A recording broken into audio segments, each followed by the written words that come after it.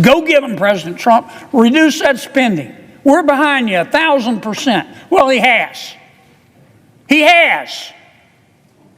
0.1% he's asking us to reduce. And I'm not saying senators shouldn't ask questions and make some changes if they need to be made, but here's the bottom line. It is gut check time. It is gut check time. You either believe in reducing spending or you don't. We're giving $3,600,000 to Haiti for pastry cooking classes, for cyber cafes, for dance focus groups, for male prostitutes. The president's saying, I don't think so. I don't think that the American people support giving their hard-earned money to male prostitutes in Haiti. So he's asking us to cut it out. He's asking us to reduce the budget by $833,000 because some of President Biden's bureaucrats gave a contract to transgender people, sex workers, and their clients in Nepal. That's why I call it spending porn. Triggers your gag reflex. You look at this stuff and you go, what in God's name? Who decided to do this? Quiet swept through the Senate chamber, and Senator John Kennedy did what no Democrat saw coming. He swung a political hammer at Chuck Schumer and the Biden spending operation, firmly backing President Trump's call to cut reckless government spending. With a sharp warning, Kennedy listed billions burned overseas on strange projects, baking lessons in Haiti, bug powder in Madagascar, and even money for sex workers overseas, while American families struggled to pay for food and fuel. Tonight, we break down the intense moment when Kennedy stunned Democrats and exposed the fake talk behind their claims of fiscal responsibility. In a steady but deadly tone, Senator Kennedy revealed that President Trump is sending a rescission bill, asking for a small cut in the $7 trillion budget, only 0.1%. But that 0.1%, it revealed something Washington fears. Waste no one wants to defend in public. Let's jump in. I want to say, Mr. President, next week, President Trump's going to send us over what's called a rescission bill. What does that mean? Well, we've got a $7 trillion budget, okay? I don't know how much of that $7 trillion is waste, but every fair-minded person would have to agree that there's some money being spent in that $7 trillion that shouldn't be spent. It just shouldn't. It's wasted money.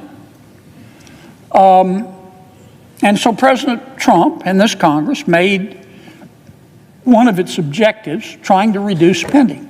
Not spending that we need to reduce, but spending that needs to be reduced. I call it spending porn. And the president has sent us a bill. He's saying to Congress, I want you to reduce spending in the current budget by $9.1 billion. And let me tell you what the spending, what constitutes the spending I want to reduce. Well, first, $9.1 billion out of a $7 trillion budget. We're not talking about a lot of money here. We're talking about 0.1%. That's all. That's point one. Point two, you need to look at what the president's asking us to cut out. I'll just give you a couple of examples. I didn't make this up. The president is saying we're giving $3 million to Iraq to produce Sesame Street. Maybe we could use that money for something else. The president is saying we're giving $3 million to Zambia for circumcisions and vasectomies. The president's saying we don't need to do that. We've got other priorities. We're giving $500,000 to Rwanda to buy electric buses. The president is saying to us, Congress, we don't need to be spending the money on that. There are more important things. We're spending $67,000 to give insect powder to kids in Madagascar. I don't even know what insect powder is, but the president's asking us to cut it out. We're giving $3,600,000 to Haiti for pastry cooking classes, for cyber cafes, for dance focus groups, for male prostitutes. The president's saying, I don't think so. I don't think that the American people support giving their hard-earned money to male prostitutes in Haiti. So he's asking us to cut it out. He's asking us to reduce the budget by $833,000 because some of President Biden's bureaucrats gave a contract to transgender people, sex workers, and their clients in Nepal. The president's saying, I don't want to do that. And he's right. That's enough. You get the idea. That's why I call it spending porn. Triggers your gag reflex. You look at this stuff and you go, what in God's name? Who decided to do this? Well, Congress didn't. The bureaucrats did. It's money we appropriated, but we didn't tell them to go spend money, $833,000, and give it to sex workers in Nepal. They just took the money we appropriated and used it for that. And so the president is asking us to do what's called a rescission, to cancel the spending. Now, I have listened, I've been here 8 years, Mr. President, and I've listened to a whole bunch of people talk about the need to reduce spending. But you got to watch what people do, not what they say. Because talk is cheap. And around here, I've learned pretty quickly that reducing spending, it's like going to heaven. I want to go to heaven. I bet you want to go to heaven, Mr. President. I bet our guests in the gallery want to go to heaven. But everybody wants to go to heaven. Raise your hand if you're ready to take the trip today. Most people, you are, sir, and I admire that, but most people want to live a little longer. And that's the way it is with reducing spending around here. I want to reduce spending. I support it, but not just yet, because I've got this project. Well, and I've listened to that. And I've especially listened to it for the past 100 days. Go get them, President Trump. Reduce that spending. We're behind you 1,000%. Well, he has.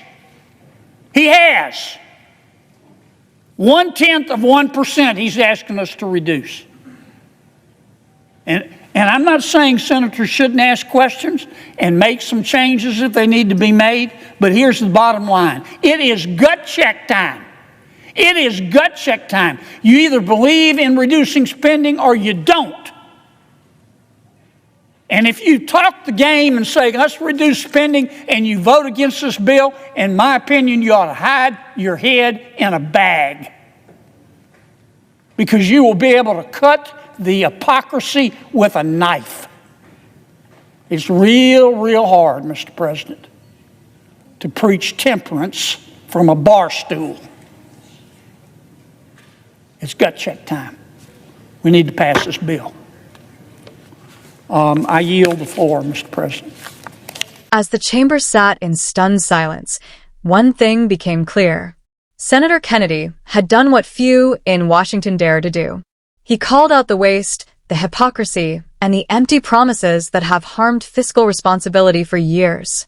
Kennedy didn't mince words. He didn't avoid the issue.